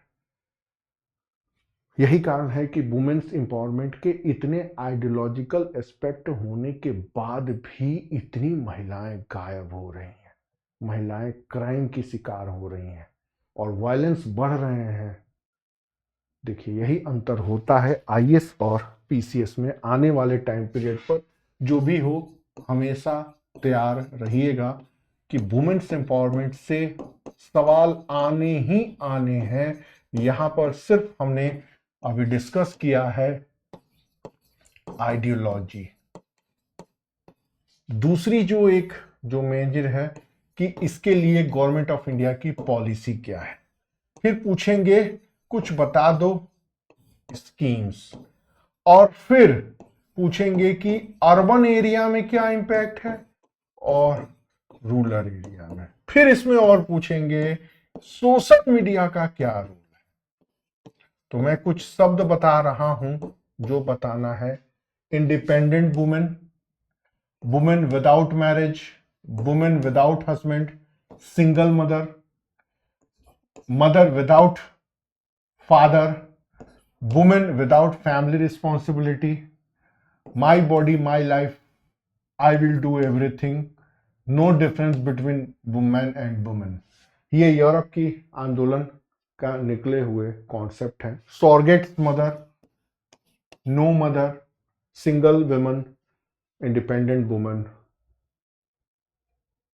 ये सारे कॉन्सेप्ट चल रहा है। ऐसे में सब ये सब बात डिस्कस करनी होती। पिछले साल यूपीपीसीएस का क्वेश्चन भी था और इस साल भी हमने ऐसे में ये प्रश्न डाले हैं। जिससे आपके समझ में अगले क्लास में जब हम लोग डिस्कस करेंगे तो उसमें ये बात उभर करके सामने आएंगे। वहां पर देखिए मैंने ये शब्द डाले हैं जो आपको जानना है। ये देखिए, without career no marriage, single women, independent women, mother without father, mother without marriage, woman without family, no responsibility, earn it, enjoy, my body my life। ये 5 लाइन ये ऐसे का है। ये क्वेश्चन अभी हम डिस्कस करेंगे जो पिछले साल आया था। Concept of new woman empowerment कर रहा है या मिथ कर रहा है, यूपी में पूछ चुका है। तो अगले बार मेंस में जब ये सवाल पूछेंगे ना तो याद रखिएगा, अब ये क्वेश्चन ये नहीं पूछेंगे जो अभी यहां पर है नॉर्मल सा। यहां सिर्फ आइडियोलॉजिकल एस्पेक्ट लिया गया है। आने वाले टाइम पीरियड में जो हम खुद ही कराएंगे उसमें सारी चीजें धीरे धीरे तब जाकर के आपका मेंस आंसर राइटिंग कंप्लीट होगा। नहीं तो प्रीवियस ईयर के क्वेश्चन को लिखने से आपका मेंस नहीं निकलेगा। बात समझ में जा रही तो समझिए, नहीं समझ में आ रही तो इसका आंसर सुन के निकाल दीजिए। फिर पूछ रहा है, review the disaster related impacts rising from unplanned urbanisation in India. तो आइए बात करते हैं, क्या लफड़े पचड़े हुए हैं। ये देखिए, पूना में बाढ़ आया, सॉरी बॉम्बे में बाढ़ आया, फिर उसके बाद चेन्नई में बाढ़ आया, फिर मैंगलोर में आया, फिर इधर हैदराबाद में आया। पहले फ्लड उत्तर भारत की बात होती थी, अब दक्षिण भारत। इनफैक्ट मुखर्जी नगर में 20 मिनट में बारिश हो जाए तो हमारा मुखर्जी नगर डूब जाता है। करोल बाग में भी आधे घंटे की बारिश हुई तो किस तरह आईएएस वाले ऑफिस के बिल्डिंग में पानी आया, उसका कहर ऐसे देखा गया। ठीक है, तो अनियमित शहरीकरण का क्या असर पड़ रहा है। तो सबसे पहले कि देखिए कि फ्लड प्रोसेसन फेलियर हो गया। दूसरा, ट्रांसपोर्टेशन सिस्टम एकदम फेलियर हो जाता है, कभी कभी क्राइसिस बढ़ने लगती है। ठीक उसी तरह पॉपुलेशन उसी तरह बढ़ रहा है। आप कहीं भी उठा करके देखिए क्या है भाई, तो यही सारी चीजें तो लिख देनी है। आइए थोड़ा क्रम से दिखा देते हैं क्या है भाई। सबसे पहले वो आपके आंसर में आना चाहिए, फ्लड जैसे बॉम्बे चेन्नई ये वाटर क्या लिखे। सबसे पहले आप बताएंगे कि फ्लड और वाटर क्राइसिस, फिर आप बताएंगे इंफ्रास्ट्रक्चर फेलियरनेस, फिर बताएंगे पूरा गुड़गांव के पत्थरों को काट करके अरावली के पत्थरों को काट करके गुड़गांव बसा दिए गए, इन्वायरमेंटल लॉस और इकोनॉमिक और सोशल प्रॉब्लम्स आ रहे हैं।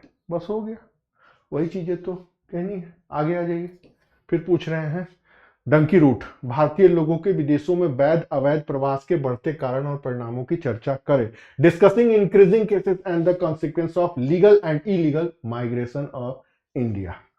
अब आ जाइए, यहाँ भी थोड़ा समय कम है तो आप बताएंगे। कहा जाते हैं विदेश पैसा कमाने, हम भी उत्तर प्रदेश बिहार या मध्य प्रदेश राजस्थान उड़ीसा से राष्ट्रीय राजधानी दिल्ली में आए। हमारी अगली पीढ़ी अमेरिका जाएगी और अमेरिका की अगली पीढ़ी कहेगी चलो एलन मस्क के साथ चांद पे चलते हैं। तो बेटर लाइफ, इकोनॉमिक केसेस, फिर इलीगल माइग्रेशन। तो आप बताइएगा कैसे कैसे जाते हैं। कुछ लोग स्किल्ड और एजुकेशन के लिए जाते हैं। रिजल्ट्स क्या आता है, तो फॉरेन करेंसी भी आती है। रिजल्ट निगेटिव भी आता है कि भाई पासपोर्ट रख लिया जाता है, जैसे अरब देश में आता है, पकड़े जाते हैं, डिपोर्ट कर देते हैं। और एक और भी है कि इलीगल माइग्रेशन से इंटरनल सिक्योरिटी और उससे भी चीज़ें आती हैं। कंक्लूड कर दीजिए कि गवर्नमेंट ऑफ इंडिया के द्वारा स्किल डेवलपमेंट और सेफ माइग्रेशन को ही मोटिवेट करना चाहिए। बट दुर्भाग्य है कि हमारे देश में डंकी जैसे फिल्में बनती हैं और ये मनोदशा को चेंज करने का प्रयास किया जाता है कि हाँ, बाहर से जो लोग जाते हैं उनके प्रति सेफ दृष्टिकोण रखनी चाहिए। तो अगर यही लोग हैं जो कहते हैं कि भारत में भी रोहिंग्या रह रहे हैं, बांग्लादेशी रह रहे हैं, तो ठीक है कोई बात नहीं, तुम भी तो जाते हो, लेकिन ये इतना खतरनाक है बताने की जरूरत नहीं है। आगे आ जाइए, इंडियन मॉनसून की इफेक्टिवनेस कैसे होता है। वही मॉनसून, इसमें भी थका हुआ। मॉनसून क्या है कि एग्रीकल्चर इतना डिपेंड है। फिर उसके बाद से आप बताइए कि हमारी एग्रीकल्चर और इकॉनमी जुड़ी हुई है। फिर वाटर रिसोर्सेस और एनर्जी के सबसे बड़े रिसोर्स हैं। तीसरा पॉइंट, ये रीजनल बैलेंस और डिसबैलेंस को क्रिएट करते हैं। क्लाइमेट चेंज होता है उसका ये प्रभाव है। और फिर बरखोरे बरखो रे मेघा, मेघा रे बरखो बरसो, लगान या गाइड जो भी याद कर लीजिए। फिर इसके सोशियो इकोनॉमिक इम्पैक्ट है, और फिर मानसून एक जुआ नहीं है, ये भारत की संस्कृति की जीवंतता का एक प्रतीक है। आप चाहे जो भी लिख लीजिए। इंग्लिश में कहते हैं that is finance minister of India, monsoon is realistic finance minister. तो कहते हैं भाई अब जो चीजें हैं जो मर्जी आए, अभी मैंने यहां लिखा कुछ और, मैंने बोला कुछ और, अगली बार तीसरी बार कुछ और बोलेंगे। इट मीन्स ये तीनों वर्ड बताते हैं what is the impact of monsoon in India, not only agriculture and animal husbandry, also important in cultural and social values. समझ में आ गया? ड्रिंकिंग वाटर तो है ही। फिर क्या पूछ रहे हैं?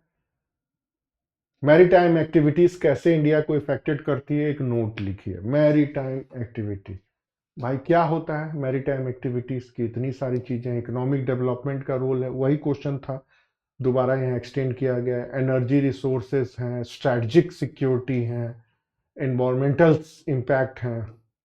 लिखिए, खत्म करिए। मैरीटाइम विजन, चूंकि गवर्नमेंट ऑफ इंडिया की पॉलिसी आई है विजन 2030, तो देना पड़ा। और लास्ट क्वेश्चन है भारत की माइनिंग पॉलिसी। याद रखिएगा ये प्रश्न इस बार इंपॉर्टेंट है अरावली को देखते हुए। तो क्या है खनन नीति? तो 2019 में आया है, अमेंडमेंट हुआ है। अब ये जो प्रश्न देगा ना, इसमें दे देगा रिव्यू इंडियाज माइनिंग पॉलिसी और in the special reference of Aravalli range. तो क्वेश्चन यही रहेगा, 2 लाइन आपको अरावली रेंज के बारे में लिखना। वो मैंने जानबूझ के यहाँ हटा दिया, अगले टेस्ट पेपर में फिर बताएंगे अरावली रेंज इंडिया के माइनिंग पॉलिसी से कैसे कैसे इफेक्ट हो सकता है। Role of pressure group, role of civil society, role of social media, role of public awareness review करिए, क्योंकि अरावली में जो कुछ भी चेंज हुआ है वो हमारी देन है। हमारे जैसे लाखों लोग सड़क पर उतरे और बताएं। वो याद करिए कि किस तरह कार्टून बना था। तेलंगाना में भी जंगलों को काट के टाउनशिप बनाने की बात की गई, तो एक वीडियो ने पूरे इंडिया में तहलका मचाया कि जहां पर बुलडोजर जा रहे हैं और जंगल के पशु पक्षी रो रहे हैं, चिल्ला रहे हैं। उस एक वीडियो ने तेलंगाना के फॉरेस्ट माइनिंग को बदल के रख दिया, या फॉरेस्ट टाउनशिप को। तो अगर क्वेश्चन आता है social media, pressure group, civil society, public awareness, तो हर प्रश्न का उत्तर अलग हो, प्रश्न वही आएगा जो हो रहा है। ध्यान रखिएगा, रिव्यू इंडियाज माइनिंग पॉलिसी, उसमें special reference of Aravalli range. तो अगर आपने चीजों को नहीं देखा, नहीं सोचा, नहीं समझा, तो लिख नहीं पाएंगे आप। आइए अब इसका उत्तर देखते हैं क्या है भाई। माइनिंग पॉलिसी में कुछ कुछ चीजें हुई हैं भाई। इन्वेस्टमेंट को मोटिवेट किया गया है, ट्रांसपेरेंसी की गई है, इको डूइंग बिजनेस बनाया गया है, कुछ कमियां हैं वो आपने डिफाइन कर दी हैं। अब थका हारा प्रश्न। तो अभी तक जितनी बातें हम लोगों ने की उसके बारे में थोड़ा सा बात करते हैं। रिमोट रखा है आपको। हम लोगों ने बात की इंडस वैली सिविलाइजेशन की, रिकॉल कर रहा हूं। ऑलवेज याद रखिएगा, टाउन प्लानिंग और अन्य चीजें 5 लाइन में आनी चाहिए। फिर हमने बातचीत की कि ये क्वेश्चन अगर अलग अलग आ जाए, character, art and culture, contribution, importance और कंटिन्यूटी, सबका उत्तर अलग होगा। फिर हम लोगों ने बातचीत की कि सोशियो रिफॉर्म मूवमेंट ने क्या रोल प्ले किया। तो socio reform movement, national movement में कंट्रीब्यूशन, नेशनल मूवमेंट को मोटिवेट कैसे किया, कॉम्युनलिज्म को कैसे जन्म दिया। फिर उसके बाद आइए कंट्रीब्यूशन ऑफ राजा राम मोहन रॉय, फिर सैयद अहमद खान, आर्य समाज, फिर उसके बाद से आर्य समाज के बाद से एक दो अन्य और मूवमेंट है, एंटी ब्राह्मण मूवमेंट या फिर एंटी कास्ट मूवमेंट। फिर उसके बाद से रामकृष्ण परमहंस, स्वामी विवेकानंदा, एक केशव चंद्र सेन आईएएस में आ गया। तो यूपी में तो इतना नहीं आएगा, बट इतने सारे एरा आने चाहिए। फिर उसके बाद से प्रिंसली स्टेट। तो आफ्टर इंडिपेंडेंट बहुत सारे टॉपिक्स हैं। After independent princely state, independent के बाद से पार्टीशन का रिजल्ट, इंडिया की यूनिफिकेशन में आइडियोलॉजी ऑफ नेहरू, नेहरू की science and technology policy, Nehru की फॉरेन पॉलिसी, नेहरू की Kashmir policy, Chinese policy, Nehru की फिर उसके बाद से डेमोक्रेटिक सोशलिज्म की पॉलिसी। फिर आ जाइए ये सारी overview what is the role of Nehru in contribution of making modern India. Do you agree? क्या आप सहमत हैं कि नेहरू की कश्मीर नीति एक भूल है? सबसे ज्यादा जो जोर देना है ये है। फिर आ जाइए, इंडिया के आयरन मैन क्यों कहते हैं? दूसरा, कंट्रीब्यूशन ऑफ सरदार पटेल, इतना। फिर उसके बाद मतलब यूपीपीसीएस में तो 64 तक ही है, लेकिन आगे के भी प्रश्न आते हैं। एक बच्चे ने टोक दिया था कि सर 64 तक ही, हमने कहा नहीं, भ्रम में मत रहो, 65 का भी प्रश्न आया हुआ है। तो ओवरऑल नेहरू को आपको अच्छे ढंग से पढ़ना है। फिर उसके बाद से रीजनलिज्म, ओरिजिन, फिर इसका इंपैक्ट, फिर implementation. But in this time ideology of regionalism change into only A political vision, मतलब इन दिस टाइम भारत में क्षेत्रवाद एक राजनीतिक विचारधारा तक सीमित हो गया है। एंटी हिंदी मूवमेंट, फिर उसके बाद ये जोड़िए राष्ट्रवाद के बीजेपी के साथ कैसे जुड़े हैं, कांग्रेस के साथ कैसे जुड़े हैं, ये सारी चीजें रीजनलिज्म से जुड़ के आनी चाहिए, क्योंकि अब रीजनलिज्म बहुत हद तक इंडिया के डेमोक्रेटिक सिस्टम का, एक इंडिया के सोसाइटी का पार्ट बन गया है, और ये सिर्फ पॉलिटिकल फिलॉसफी से जुड़ा है। ध्यान रखिएगा, कश्मीरियत, जमहूरियत, जम्मू कश्मीर का के बाद ये खालसावाद पंजाब का। फिर आ जाइए बिहार में सामाजिक न्याय, समाजवाद, उत्तर प्रदेश में समाजवाद, बहुजनवाद, राष्ट्रवाद। फिर इधर नॉर्थ ईस्ट के अलग से है वहां पे। फिर इधर आ जाइए महाराष्ट्र का मराठी मानस, साउथ इंडिया का द्रविड़वाद। ये सारी फिलॉसफी है जो आपको, आदिवासी अस्मिता, झारखंड मुक्ति मोर्चा, जेएम के। तो इतनी सारी पॉलिटिकल आइडियोलॉजी हैं, they are all belong to regionalism. Next फिर आता है रीजनलिज्म, वही सारी बातें बताई हैं। सोशल मीडिया का impact, social media public awareness में, सोशल मीडिया, फिर उसके बाद से सोसाइटी को प्रोटेक्ट करने में, सोशल मीडिया कल्चरल हेरिटेज को बढ़ाने में, सोशल मीडिया नॉलेज को डिसेंट्रलाइज्ड करने में, ये पॉजिटिव रोल हो गया। Negative role, social media mentality को, सोशल मीडिया क्राइम को, सोशल मीडिया वुमेन के प्रति मेंटलिटी को, सोशल मीडिया पॉलिटिकल पोलराइजेशन ध्रुवीकरण में कैसे रोल प्ले करा। जो सोसाइटी में हो रहा है वो पेपर में आएगा, 8 से 10% बनते हैं, यही आएंगे। Next, poverty and unemployment. Poverty unemployment का क्या रिलेशनशिप है?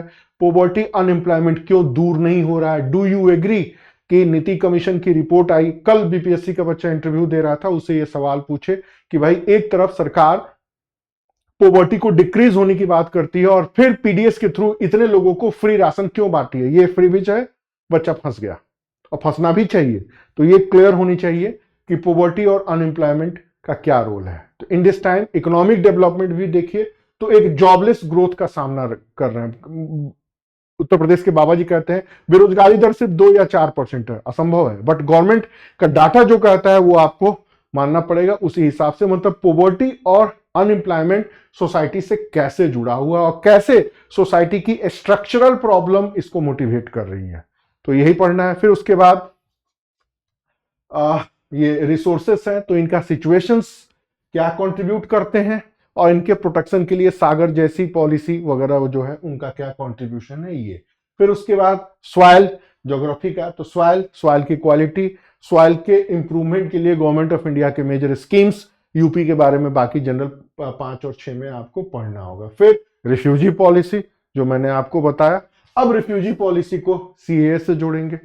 2 साल पहले यूपी पीसीएस का एक प्रश्न आया था, इतना शानदार प्रश्न आया था, इसका जोर नहीं। तो मतलब एक आध प्रश्न आपको ऐसे मिलेंगे जो आपके दिमाग को घुमा के रख देंगे। तो अगर आपको प्रैक्टिकल एस्पेक्ट नहीं पता कि एट दिस टाइम इंडिया के रिफ्यूजी पॉलिसी को लेके ये सारी चीज हो रही है, तो आप नहीं लिख पाएंगे या नहीं लिख पाएंगी। फिर ये क्या रोल प्ले करते हैं? हिंद महासागर। अब फिर GS2 में जाएगा तो इसी में क्वाड भी है, इसी में SCO भी है, इसी में चाइना की नई नीति भी है। अभी 2 दिन पहले ही किसी ने कहा कि अब चाइना जागेगा तो ताइवान ऊपर जापान से लड़ेगा, फिर ताइवान से लड़ेगा, फिर फिलीपींस से लड़ेगा, और फिर भारत से लड़ेगा। भारत के लिए क्यों इंपॉर्टेंट है? तो इतना ट्रेड होता है, ऐसे होता है। अगर चाइना यहाँ पर ऐसे प्रभावी हो जाए तो तैयार रखिए, तो अगले बार 4-5 क्वेश्चन भारत के लिए, हिंद महासागर का क्या महत्व, ऐसे वैसे ऐसे।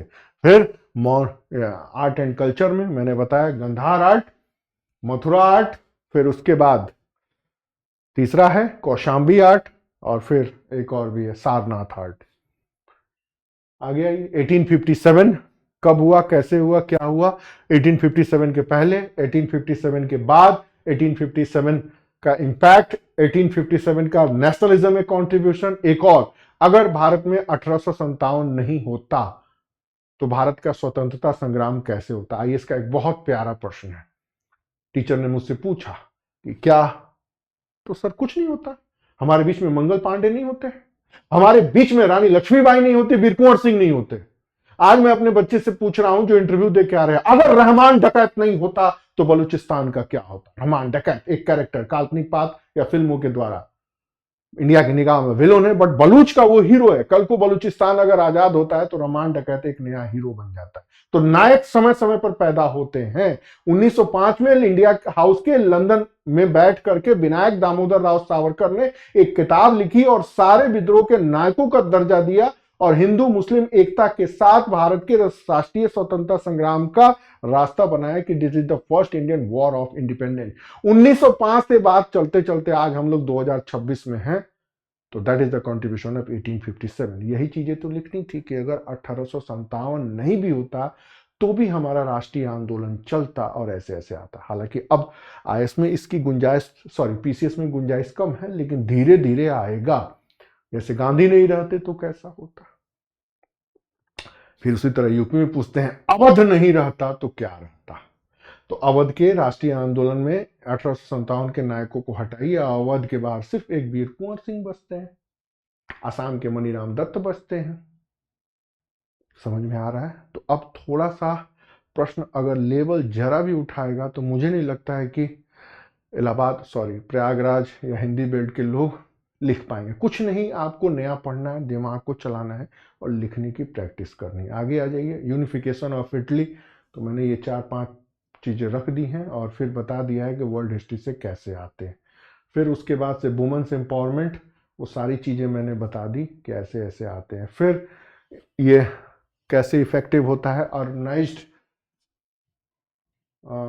अर्बनाइजेशन अनकंट्रोल्ड या अनमैनेज तरीके से होता है, अनप्लान तरीके से ये होता है। फिर उसके बाद हो गया, उसके बाद से सारे क्वेश्चंस ऐसे हैं।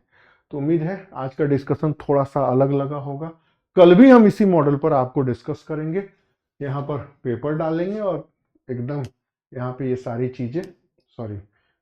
चीज़ें लिख के आपको समझाएंगे, तो चीज़ें याद रहेंगी, दिमाग चीज़ें छपेंगे। अब इसके बाद भी लगता है कि